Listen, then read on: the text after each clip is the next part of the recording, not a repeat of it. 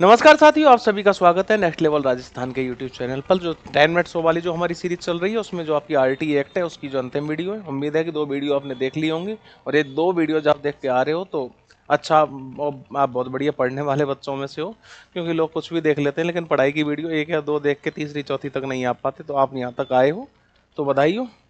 हाँ भाई, धारा 4 तक हम बात कर चुके हैं। धारा 4 में जो अंतिम आया था, सॉरी, जो अध्याय 4 था वहां तक हम बात कर चुके हैं। उसमें जो अंतिम आया था आपका धारा 38 थी, सॉरी 28 थी। 28 में प्राइवेट ट्यूशन को लेकर बात की गई। अब बात करते हैं अध्याय 5 की। अध्याय 5 में क्या है? अध्याय 5 में केवल और केवल 2 धाराएं हैं, एक 29 और एक 30। 29 में क्या लिखा हुआ है कि भैया पाठ्यक्रम एवं मूल्यांकन प्रक्रिया। पाठ्यक्रम मूल्यांकन प्रक्रिया प्रक्रिया से मतलब जो बच्चों का मूल्यांकन होता रहना चाहिए। मूल्यांकन किस माध्यम से हो? बोले भैया सीसीई के माध्यम से हो। किसके माध्यम से? सीसीई के माध्यम से। कुल मिलाकर बात ये है कि बच्चों का ये नहीं कि आप टेस्ट ले रहे हो, बच्चे स्कूल जो भागे जा रहे हैं, कोई स्कूल में नहीं रुक रहा है, ये सारी चीजें, ये दिक्कतें नहीं आनी चाहिए। मतलब बच्चों को, मतलब जो भी वातावरण हो वहाँ पे भयमुक्त होना चाहिए, सर्वांगीण विकास का अवसर मिलना चाहिए। अब पता चला कि आप टेस्ट ले रहे हो, बच्चे डर के मारे स्कूल में आ ही नहीं रहे। अब बच्चे डरे ऐसी बात से फिर रहे हैं कि सब पता नहीं गुरुजी क्या पूछ लेंगे, डर के मारे स्कूल में ही नहीं आ रहे, तो फिर उस पढ़ाई को कोई फायदा नहीं जब बच्चे स्कूल ही नहीं पहुंच रहे। तो ऐसी कोई शिक्षा नहीं होनी चाहिए, ऐसी कोई टेस्ट नीति नहीं होनी चाहिए, या ऐसी कोई भी आपकी मूल्यांकन नीति नहीं होनी चाहिए जो कि बच्चों को इस प्रकार से प्रभावित करे कि वो स्कूल ना पहुंच पाए। इसके बाद में जो भी सतत एवं व्यापक मूल्यांकन सीसी के माध्यम से आपको क्या करना है, बच्चों का मूल्यांकन करना है। सबसे बड़ी चीज कि जो आप धारा 29 में एक चीज और लिखी हुई है जो आपको अक्सर पता नहीं होती, कि 29 की जो धारा उपधारा है 1, उसमें लिखा हुआ है कि भैया बताओ, राज्य सरकार के द्वारा जो शैक्षिक प्राधिकारी घोषित किया गया है, किसको किया गया है? तो भैया किसको किया गया है? एससीईआरटी। किसके द्वारा? राजस्थान सरकार के द्वारा। और यदि केंद्र सरकार के द्वारा शैक्षिक प्राधिकारी की बात करें, ये रहा, निःशुल्क एवं अनिवार्य बाल शिक्षा का अधिकार अधिनियम की धारा 29(1) के तहत प्रदत्त शक्तियों का प्रयोग कर केंद्र सरकार ने किसको किया है? तो केंद्र सरकार के पास एनसीईआरटी है। राजस्थान सरकार का शैक्षिक प्राधिकारी कौन है? एससीईआरटी। और केंद्र सरकार के द्वारा जिसको नियुक्त किया जाता है वो कौन है? एनसीईआरटी। मतलब राजस्थान की एनसीईआरटी कौन है? आरएसईआरटी तो है, पहले उसको एससीईआरटी के नाम से जाना जाता था और जिस समय क्वेश्चन आया था। वर्तमान में आरएससीईआरटी कहां पर है? ये सहेलियों की बाड़ी उदयपुर के अंतर्गत ये है। धारा 30 क्या बोलती है कि भैया बच्चे ने 8वीं क्लास पास कर ली तो उसको आपको एक प्रमाण पत्र देना है। तो आपको उसकी जो शिक्षा है, प्राथमिक शिक्षा पूरी होने का जो प्रमाण पत्र दिया जाना, या ये पास कर चुका है ऐसा प्रमाण पत्र दिया जाना आवश्यक है। तो धारा 30 के अंतर्गत बात आती है।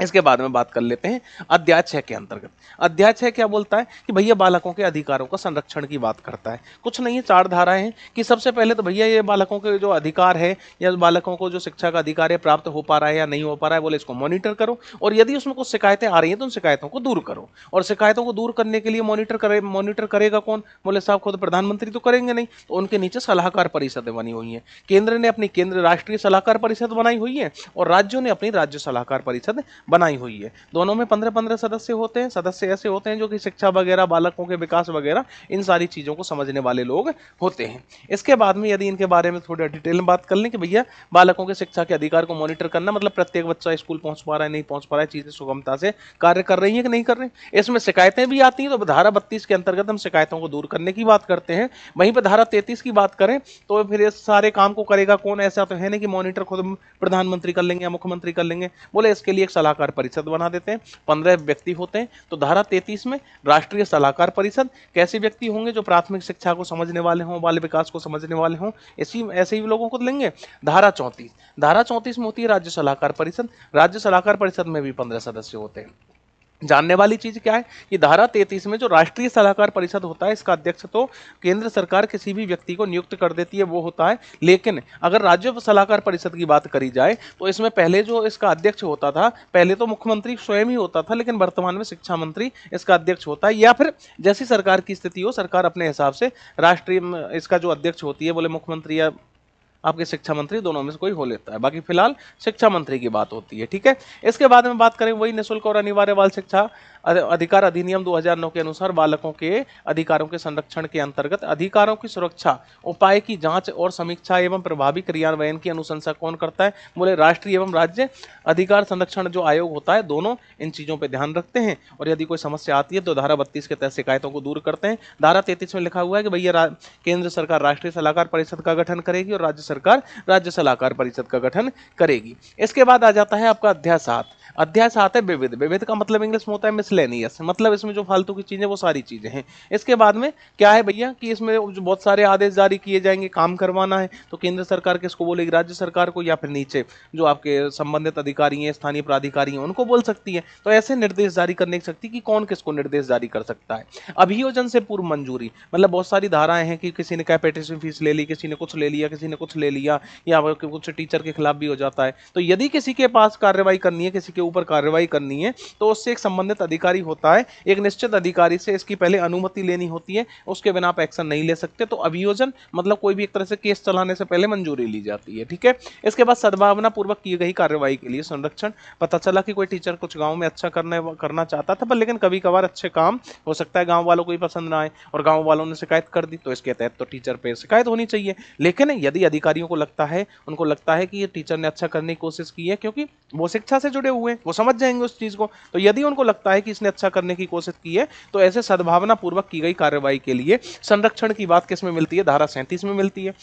इसके बाद में आपने खूब पढ़ा है बहुत अच्छे से कि राजस्थान में आरटी एक्ट 2011 चलता है, जो कि राजस्थान सरकार के द्वारा लाया गया था। आप समझते हैं उस चीज को। तो इसके लिए धारा 38 में क्या दिया गया था कि भैया देखो, केंद्र सरकार ने एक सारे देश के लिए नियम कायदे कानून बना दिए, लेकिन राज्यों की सबकी परिस्थितियां अलग हैं, तो हो सकता है जरूरत पड़े कि कुछ थोड़े बहुत संशोधन इसमें करने पड़े। तो धारा 38 में डाल दिया कि भैया समुचित सरकार मतलब जो राज्य सरकार है उनके पास है जो एक नियम बनाने की शक्ति है कि थोड़े बहुत अपने हिसाब से नियम बना सकते हैं। उसी के तहत तो जो अब राजस्थान में आरटी एक्ट नियमावली 2011 जो आई है, इसी धारा 38 के तहत आई है। लेकिन अब इन्होंने सभी अधिकार तो दे दिया, लेकिन अधिकार देने के बाद में प्रॉब्लम क्या हुई, राज्यों ने बोला भैया हमारे पास तो अधिकार है, वी कैन चेंज।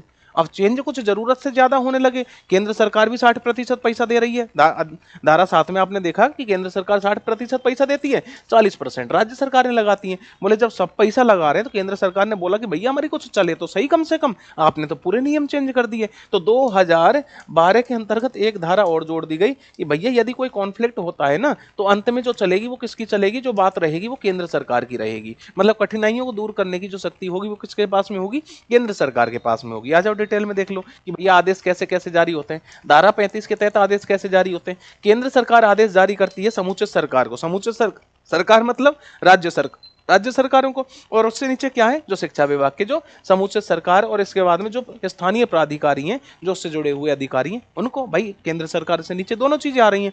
अब लेकिन राज्य सरकार केंद्र सरकार को आदेश थोड़ी जारी कर सकती है, नहीं, कोई रिक्वेस्ट ही तो कर सकती है, लेकिन यहाँ आदेश की बात हो रही। अब समुचित सरकार किस किस को आदेश जारी कर सकती है, बोले गुरुजी स्थानीय प्राधिकारी कर सकती है, क्योंकि राज्य सरकार से तो नीचे ही है वो। इसके अलावा विद्यालय प्रबंधन समिति जो कि इन दोनों को जारी कर सकती है। बोले गुरुजी केंद्र सरकार विद्यालय प्रबंधन समिति को जारी नहीं करती क्या, बोले अधिकारी अपने नीचे वाले अधिकारियों के ही तो मुंह लगता है, बच्चों के मुंह थोड़े लगता है। तो केंद्र सरकार सीधे विद्यालय प्रबंधन समिति को आदेश जारी नहीं करती या निर्देश जारी नहीं कर सकती। बोले गुरुजी स्थानीय प्राधिकारी किसको कर सकते हैं, बोले एसएमसी को, क्योंकि स्थानीय प्राधिकारी से तो नीचे ही कौन है, एसएमसी है कि नहीं। इसके बाद में आ जाइए धारा 36। धारा 36 अभियोजन से पूर्व मंजूरी। जैसे धारा 13 में क्या कैपिटेशन फीस का आता है, इसके अलावा अगर किसी अनुवीक्षण प्रक्रिया के तहत इनको गुजार लिया गया है तो वो सारी चीजें आती हैं। धारा 18 में क्या आता है, धारा 18 में आपकी मान्यता से संबंधित है। यदि कोई विद्यालय बिना मान्यता के संचालित हो रहा है तो सबसे पहले 1 लाख का जुर्माना, एंड देन प्रत्येक दिन पर 10,000 रुपए का जुर्माना। इसके बाद में धारा 19 में वो है विद्यालय के मानवीय मानक। इसके अलावा और भी जितनी भी सारी चीजें हैं इसके अंतर्गत, यदि ऐसी कोई कार्रवाई करनी होती है तो पहले जो सक्षम अधिकारी होता है उससे पूर्व अनुमति ली जाती है। इसके अलावा धारा 37 मैंने बता ही दिया, सद्भावना पूर्वक की गई कार्रवाई के लिए संरक्षण। किसी ने अच्छा करने की कोशिश की है, लेकिन जरूरी थोड़ी हमेशा अच्छे काम किसी को समझ में आ जाए। बोले सब बच्चों को एक टीचर बाहर प्लेग्राउंड में खिला रहा था, गांव वालों को बोले खिला क्यों रहे, बोले यहाँ तो हम पढ़ाने के लिए भेजते हैं, लेकिन ऐसा थोड़ी होता है, बच्चों को एंटरटेन भी किया जाता है, सारी चीजें की जाती है। तो ऐसी सद्भावना पूर्वक की गई कार्रवाइयों के लिए संरक्षण दिया जाता है। एंड देन समुचित सरकार की नियम बनाने की शक्ति, जिसके तहत क्या आया हुआ है, राजस्थान आरटी एक्ट 2011 नियमावली आई हुई है धारा 38 के तहत। ये रहा आरटी एक्ट 2009 की कौन सी धारा, यह उल्लेख करती है कि राज्य सरकार अपनी आरटी नियमावली बनाए, किसके तहत, धारा 38 के तहत। इसके बाद में बोले नियमावली में जरूरत से ज्यादा नियम बदल दिए। केंद्र सरकार ने बोला हम 60% पैसा दे रहे हैं, तुम लोगों ने लड़ाई कर दिया। बोले दोनों में लड़ाई हो गई। केंद्र राज्य सरकार ने बोला भैया लिखा है आपने कानून में, हम तो चेंज करेंगे। केंद्र सरकार ने 2012 में संशोधन ही कर दिया, ये 2012 में जोड़ा। बोले भैया लास्ट में जो चलेगी वो किसकी चलेगी, हमारी चलेगी, हमारी बात रहेगी। इसके बाद में आगे आ जाइए, एक आपकी अनुसूची और है जो कि आपके लिए सबसे ज्यादा इंपॉर्टेंट है। अब यदि जैसे हमने धारा 25 में क्या देखा था, धारा 25 में आया था पीटी रेशियो, मतलब छात्र शिक्षक अनुपात। 1 से 5 के लिए क्या था, 30:1, और 6 से 8 के लिए क्या था, 35:1। यही तो था पीटी रेशियो। लेकिन जब हम यहाँ पे बात करते हैं तो यहाँ पे क्या संख्या के हिसाब से मामला दे रखा है कि यदि 1 से 5 तक का विद्यालय है, कोई 1 से 5 तक का विद्यालय है, यदि उसमें 60 तक बालक हैं तो वहां पर 2 टीचर होंगे। 61 से 90 के बीच में 60 से प्लस 1, मतलब 61 से 90 के बीच में 3 टीचर होंगे, और 91 से 120 के बीच में 4 टीचर होंगे, और 121 से 200 तक, मतलब 121 के बाद में एक ब्रैकेट लगता है, 121 से 200 तक 5 टीचरों की संख्या हो जाती है। और 150 से अधिक बालक होने पर उसमें एक हेडमास्टर और हो जाएगा, मतलब 121 से ऊपर 5 हो गए तो मतलब 150 में कितने टीचर होंगे, 5 होंगे। लेकिन जैसे ही ये 150 से अधिक बालक होंगे तो एक हेडमास्टर अतिरिक्त होगा, ना कि उन 5 में से कोई एक हेडमास्टर होगा। ये बात समझ लें। तो जो L1 वाला जो मामला है, 1 से 5 का मामला है, उसमें जो हेडमास्टर मिलता है कितने पर मिल रहा है आपको, 150 की संख्या पर एक हेडमास्टर मिल रहा है। तो 60 तक 2, 90 तक 3, 120 तक 4, और उसके बाद 120 के बाद सीधा 121 से 200 का ब्रैकेट है, पूरा कितने हो जाते हैं, 5 हो जाते हैं। और 150 से अधिक बालक होने पर एक हेडमास्टर और स्कूल को दे दिया जाता है। बोले गुरुजी 200 से ऊपर, देखो ब्रैकेट यहीं पे लगा दिया। जो 3 वाला, जो 30-30 वाला जो जुगाड़ था ना, यहाँ 120 पे ही खत्म हो जाता है। इसके बाद तो ये सीधा सीधा 40:1 का जुगाड़ कर रहे हैं, मतलब 121 से 200 तक कितने टीचर हैं, 5। ये तो क्लियर लिखा ही हुआ है, अगर क्वेश्चन आ जाए दिक्कत नहीं आएगी। लेकिन अगर 200 से ऊपर की संख्या आ रही है, बोले गुरुजी क्या करेंगे, 200 से ऊपर अगर संख्या आ रही है तो उसमें 40 का भाग देकर देख लो। 40 का भाग, जैसे एक विद्यालय में 200 बच्चे हैं, बोले गुरु 40 का भाग दो, तो गुरु जी ये टीचर तो हो गए बोले 5, पर लेकिन 150 से ऊपर एक हेडमास्टर अतिरिक्त होगा, तो 5 + 1 टोटल 6 का स्टाफ वहां पर होगा। मतलब 40:1 में जो आपका हेडमास्टर है ये शामिल नहीं होगा, 150 की संख्या के बाद में हेडमास्टर अतिरिक्त होगा। जैसे आरटी एक्ट है, 60 से 90 के बीच में अगर बच्चे हैं तो कितने शिक्षक होंगे, बोले गुरुजी ये तो 3 होते हैं। लेकिन अब इससे बात कर लेते हैं, जैसे 200 छात्रों पर शिक्षकों की संख्या होगी, बोले गुरुजी इसमें 4 तो है वही हो गए, आप 4 तो आपके 5 तो आपके वही हो गए टीचर, सॉरी 5 तो कितने हो गए, 5 तो इसमें आपके टीचर ही हो गए, प्लस एक हेडमास्टर, तो कितने हो जाएंगे, बोले गुरुजी ये तो टोटल 6 का बजट बनता है। पर लेकिन ये जो सवाल है बहुत ही ज्यादा विवादित सवाल है। कभी कभार टीचर जो हेडमास्टर उसको शामिल किया जाता है बोर्ड आंसर में, और कभी कभार बोर्ड आंसर में शामिल नहीं करता। लेकिन लास्ट टाइम चूंकि हेडमास्टर को इन्होंने शामिल किया है, पहले जो प्राइमरी आंसर की आई थी उसमें शामिल किया था, बाद वाली में नहीं किया, और इन्होंने अंत में सब जो प्रश्न है उसको डिलीट मार दिया। तो ये वाली बात यहाँ पे चलती है। तो फिलहाल की स्थिति में आपको जो हेडमास्टर है उसको शामिल नहीं करता है। इसने क्या पूछा है, शिक्षकों की संख्या, तो शिक्षकों की संख्या कितनी हो जाएगी यहाँ पर, 5 हो जाएगी। इसके बाद में आरटी एक्ट 2009 के तहत प्रथम कक्षा से 5वीं कक्षा में तक 60 बालकों का प्रवेश है, तो अध्यापकों की संख्या, बोले गुरुजी 1 से 5 का विद्यालय 60 बालक है, तो बोले गुरुजी वहां तक तो 2 होते हैं। इसके बाद में यदि हम बात करते हैं आगे वाली, आगे मतलब 6 से 8 की, 6 से 8 की कहानी क्या है, अगर 6 से 8 में पूछ ले, हालांकि आज तक 6 से 8 वाला प्रश्न पूछा नहीं गया है, लेकिन लास्ट टाइम L1 में पूछ लिया गया था आपके मेंस में, और दिक्कत आ गई थी। क्यों, अब इसमें देखो नियम क्या है, नियम ये है कि भैया कम से कम एक शिक्षक इस प्रकार हो कि प्रत्येक विषय का कम से कम एक शिक्षक है, और प्रत्येक क्लास के लिए एक शिक्षक हो। मतलब इसमें हिसाब से 6, 7, 8 3 क्लासेज होती हैं, तो कम से कम 3 टीचर तो क्लासेज के हिसाब से होने चाहिए। और विषय कितनी होती हैं कि भैया एक गणित और विज्ञान विषय का होना चाहिए, एक सामाजिक विज्ञान विषय का होना चाहिए, और अगर इंग्लिश में देखें तो इसमें लिखा हुआ है भाषाएं, मतलब लैंग्वेजेज लिखा हुआ है, और हिंदी में लिखा हुआ है भाषा। समझ रहे हो, तो ये है वहां पे दिक्कत। भाषाएं मतलब भाषाएं कितनी होती हैं, हिंदी, इंग्लिश और संस्कृत, 3 चीजें चलती हैं। मतलब एक थर्ड लैंग्वेज, जैसे हमारे यहाँ पे नॉर्मली संस्कृत चलती है, कहीं पंजाबी चलती है, तो भाषाएं कितनी होती हैं, 3। तो टेक्निकली 3 टीचर ये हो गए, 2 टीचर ये हो गए, कम से कम 5 टीचर एक है आपका यूपीएस विद्यालय जो होता है, 6 से 8 का जो विद्यालय होता है उसको संचालित करने के लिए होने चाहिए। बोले कितने, कम से कम नहीं तो 5 टीचर तो होने ही चाहिए इस नियम के हिसाब से। इसके बाद में यदि हम बात करें कि प्रत्येक 35 बालकों के लिए कम से कम एक शिक्षक होना चाहिए, बोले गुरुजी 5 टीचर हो गए। इसके बाद में अब जो इनका नियम कायदे कानून है कि पता चला कि 300 बच्चे बोल दिए, बोले गुरु 300 बच्चों को 5 टीचर कैसे संभालेंगे, बोले गुरु जी ये तो 60:1 हो गया। बोले इस स्थिति में 35 का भाग देके देख लो। इसके अलावा जो एक्स्ट्रा टीचर हैं, जो डबल टीचर हैं, वो इनको दिए जाएंगे। मतलब ये कि आपको 600 में जो 300 है इसमें कितने का भाग देना है, 35 का भाग देना। सीधे 350 कर लेते हैं, 35 का भाग दो, तो इस स्थिति में एक स्कूल में कितने टीचर होंगे, 10 टीचर होंगे। यदि स्कूल में 350 बच्चे हैं, ये नहीं कि इसको भी आप 5 टीचरों पे चला दोगे, नहीं। अगर बच्चे ज्यादा हो रहे हैं तो फिर 35:1 आपको मेंटेन करना पड़ेगा, 35 का भाग दीजिए, सीधा हो जाएगा काम। ऐसे ही जब ज्यादा बच्चे यहाँ पर 200 हो रहे थे तो 200 से ज्यादा की स्थिति में यहाँ पर कितने का अनुपात मेंटेन किया जा रहा था, यहाँ पर 200 से ज्यादा की स्थिति में कितने का अनुपात मेंटेन किया जा रहा था, बोले गुरुजी 40:1 का। और यहाँ पर अगर बात करें तो यहाँ पर ये कोई संख्या वाली बात नहीं दी गई है, यहाँ पे बोल दिया है कि भैया प्रत्येक सब्जेक्ट के लिए कम से कम एक, प्रत्येक सब्जेक्ट के लिए एक टीचर होना चाहिए कम से कम, और प्रत्येक क्लास के लिए एक टीचर होना चाहिए। तो क्लास के हिसाब से कम 3 टीचर और सब्जेक्ट के हिसाब से 5 टीचर हो गए, तो मतलब 5 तक का जुगाड़ तो ये है ही है। फिर उसके बाद में अगर संख्या बहुत ज्यादा हो रही है, 35 का भाग देके देख लो, जैसे 350 की संख्या हो गई, अब 35 दूना 70, 35 दिया 105 और 70 और जोड़ो, इसमें कितने हो गए, ये हो गए साहब 175। 175 तक 5 की लिमिट खत्म हो जाती है, 175 से ऊपर जाते ही फिर 35 का भाग दे दो, टीचर आपको एक्स्ट्रा मिलेगा।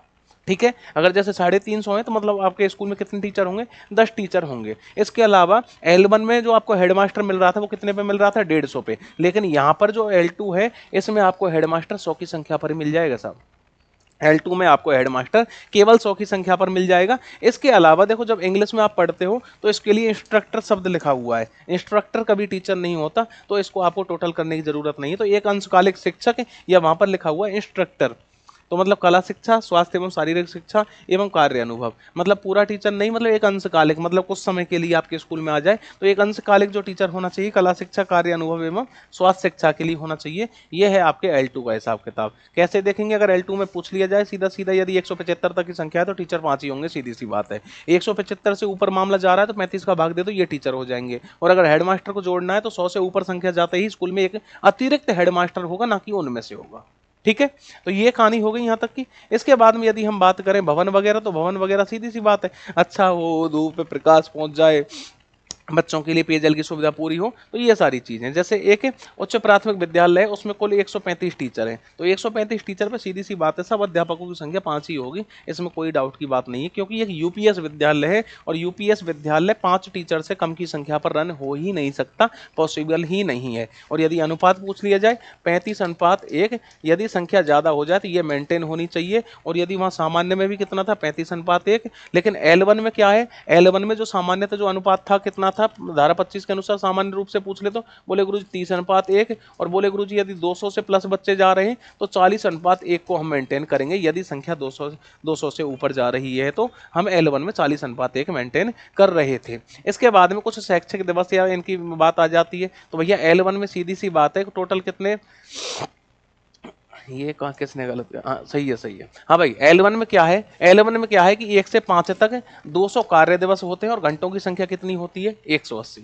एक वर्ष में 200 कार्य दिवस काम करना होता है L1 में, और घंटों की संख्या कम से कम 800 घंटे बच्चे को पढ़ाना है। और L2 में यदि बात करें तो कार्य दिवस 220 हो जाते हैं और घंटों की संख्या कितनी हो जाती है, 800। जैसे एक शिक्षा का अधिकार अधिनियम 2009 के तहत न्यूनतम कार्य प्रति घंटे सप्ताह वर्णित हैं, 45 घंटे तैयारी से, हाँ टीचर के लिए यदि बात करें तो प्रति सप्ताह 45 घंटे उसको काम करना है विद तैयारी, तो 45 शिक्षण घंटे एवं तैयारी। ठीक है, ये रहा 45 शिक्षण घंटे एवं तैयारी, ये 45 का एक आंकड़ा है जो कि एक टीचर को प्रति सप्ताह 45 घंटे काम करना होता है, जिसमें कि तैयारी के घंटे शामिल होते हैं। और यदि पूछ लिया जाए कि L1 में पूरे साल में स्कूल कितने दिन चलता है, बोले गुरुजी 200 दिन, और अगर घंटों की बात की जाए तो 4 घंटे एवरेज 800 घंटे चलता है। इसके अलावा यदि बात करें कि 6 से 8 का स्कूल 220 दिन चलता है, मतलब 1000 घंटे चलता है, ये आप याद रखना। और टीचर प्रति सप्ताह कितना काम करता है, 45 घंटे, जिसमें कि तैयारी के घंटे शामिल हैं। जैसे शिक्षा का अधिकार अधिनियम 2009 में अध्यापकों के लिए न्यूनतम कार्य घंटे प्रति सप्ताह कितने वर्णित हैं,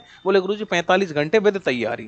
ठीक है, इसके बाद में निःशुल्क और अनिवार्य बाल शिक्षा का अधिकार अधिनियम 2009 के तहत 6 से 8 के जो बच्चे हैं शैक्षणिक वर्ष में न्यूनतम कितने घंटे, मतलब 6 से 8 के बच्चे हैं वो न्यूनतम कितने घंटे पढ़ेंगे, बोले गुरुजी 1000, और यदि 1 से 5 के होंगे तो 800 घंटे पढ़ेंगे। इसके बाद में RT एक्ट अधिनियम में 1 से 5 के बच्चों हेतु कितने घंटे, बोले गुरुजी 200 कार्य दिवस और 800 घंटे।